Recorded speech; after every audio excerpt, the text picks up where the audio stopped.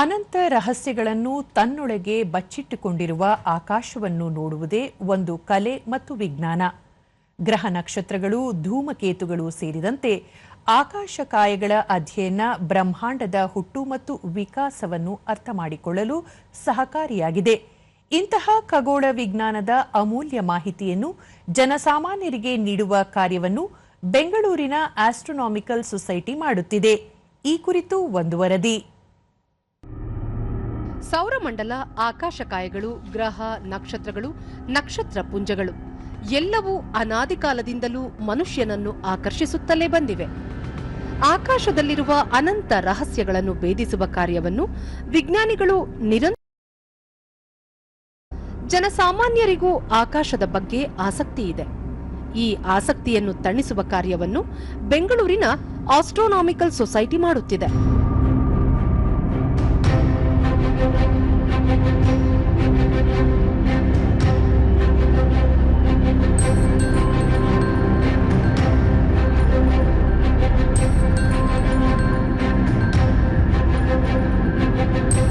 ಖಗೋಳ ವಿಜ್ಞಾನದ ವಿಸ್ಮಯಗಳನ್ನು ಕೇವಲ ಪುಸ್ತಕಗಳಲ್ಲಿ ಓದಿ ಚಿತ್ರ ನೋಡಿ ಕಲಿಯುವುದಕ್ಕಿಂತ ದೂರಬೀನು, ದೂರದರ್ಶಕಗಳ ಮೂಲಕ ಪ್ರತ್ಯಕ್ಷವಾಗಿ ನೋಡಿ ತಿಳಿದಾಗ ಮೂಡುವ ಆಸಕ್ತಿ, ಅರಿಯುವ ವಿಷಯಗಳೇ ಬೇರೆ.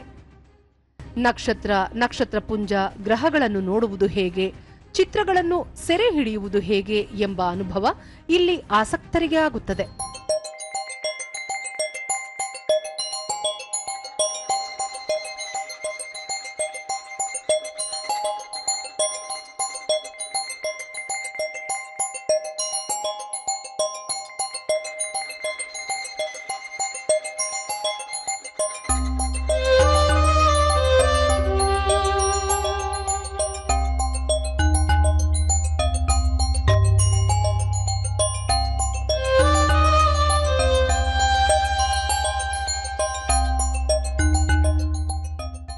ನಕ್ಷತ್ರಗಳು, ಗ್ರಹಗಳು ಮತ್ತು ಬ್ರಹ್ಮಾಂಡದ ಬಗ್ಗೆ ಆಸಕ್ತಿ, ಉತ್ಸುಕತೆ, ಕೆಲವು ಪ್ರಶ್ನೆಗಳು ಅಬಾಲ ವೃದ್ಧರಾದಿಯಾಗಿ ಎಲ್ಲರಲ್ಲೂ ಇರುತ್ತದೆ.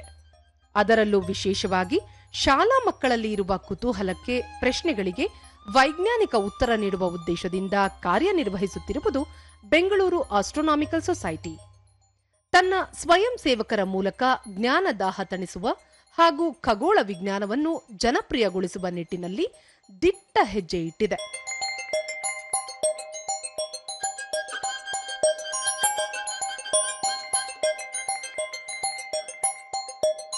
We are a non-profit organization and we have been active since 2006. So we try to take our telescopes to villages and many different schools all over Karnataka and try to do stargazing sessions and other activities. So typically our program will have a day-long program with a lot of activities for kids, and in the night we will also have stargazing session. So we show them all the planets in the sky and also many galaxies and nebulae as well. And we have been doing this in many different schools very regularly for more than 20 years.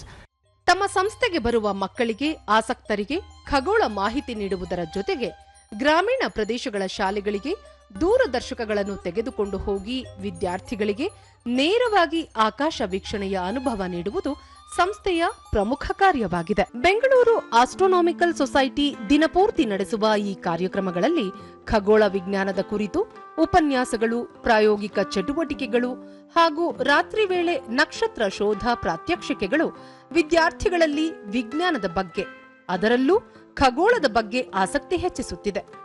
ಪುಟ್ಟ ಮಕ್ಕಳು ಈ ಅನುಭವ ಪಡೆಯುತ್ತಿದ್ದಾರೆ.